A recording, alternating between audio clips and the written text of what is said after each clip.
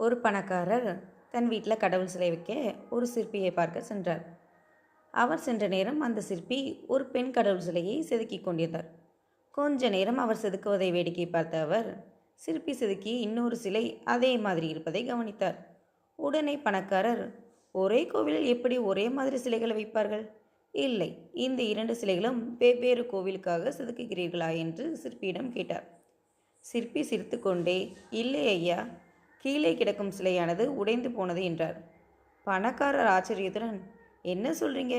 மிகவும் அழகாகத்தானே இருக்கிறது அந்த சிலை, எந்த பாகமும் உடையக்கூட இல்லையே என கேட்டார்.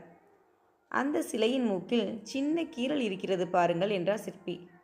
ஆமாம், அது சரி. இந்த சிலையை எங்கே வைக்கப் போகிறீர்கள் என்று கேட்டார் பணக்காரர்.